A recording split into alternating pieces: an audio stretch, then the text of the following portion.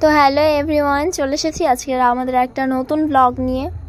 ব্লগটা ছিল কালী পুজোর রাতের, কিন্তু আমাদের তো ব্লগ পোস্ট করতে একটু বেশি দেরি হয়ে যায়। আপনারা সকলেই জানেন, সেটা নতুন করে বলার আর কিছু নেই। তো সন্ধেবেলা ছিল কালী পুজো, বাড়িতে যে কালী পুজো হয় আর কি। তো দিদা সেই পুজোর জোগাড় করেই বসে পড়েছিল ঠাকুরের কাছে, আর আমরা এদিকে একটু বাজি রিভিউগুলোও করিয়ে নিলাম। আর কিছুক্ষণের মধ্যে ব্রাহ্মণও চলে এসেছিল পুজো করতে। যেহেতু অনেক বাড়িতেই পুজো করতে হতো, তাই অনেকটাই দেরি হয়ে গেছিলো পুজো করতে করতে। তাই এই বাড়িতে পৌঁছতে অনেকটাই দেরি হয়ে গেছে ওনার। আর এদিকে আমরা কিছুটা বাজি ফাটানোর পর্ব শেষ করে আবার চলে গেলাম পুজোর কাছে। দিদাকে একটু হেল্প করতে হবে না? আর এদিকে ঋষা আবার অপেক্ষা করতে না পেরে ও শুরু করে দিল ওর বাজিগুলো পোড়ানো। আর আমাদের এই সাইডে চলছিল ফটো সেশন। পুরো ছাদে প্রদীপ জ্বালানো হয়েছে, আর ফটো সেশন হবে না? সেটা তো হয় না।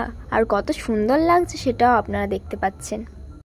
আর আপনারা নিশ্চয়ই অন্য সকলের আরও বাজি ফাটানোর ব্লগ দেখে পুরনো হয়ে গিয়েছেন, আর আমরা সবেই পোস্ট করতে পারছি, কারণটা নতুন করে বলার কিছু নেই। তো যাই হোক, বেশি প্রশংসা না করেই আমরা শুরু করে দিলাম বাজি ফাটানোর পর্ব। তো স্বপ্নাদি ওটাকে অনেক কষ্টে আগুনটা জ্বালিয়েছে, কারণ প্রথমে সিনটা দেখে আর রিস্ক নিতে চাইছিল না, জোর করেই ওকে পাঠানো হয়েছে। তো এটা ছিল সেল, আপনারা সকলেই হয়তো জানেন এটাকে। আর এটাতে আগুন দিতে সত্যিই একটু ভয় লাগছিল। তো যাই হোক, স্বপ্নাদি অনেকটা সাহস করে বাজিতে আগুনটা দিয়েছে। আর সব বাজি একদিকে, আর অসিদ্ধার আবিষ্কার করা বাজি একদিকে।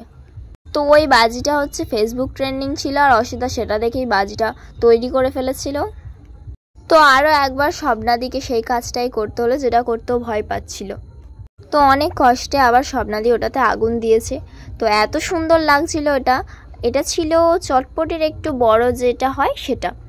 তো এত সুন্দর লাগছিল, আর আমরা তার সামনে একটু ফটো তুলবো না, সেটা তো হয় না। তাই দাঁড়িয়ে একটু ফটো তুলে নিলাম।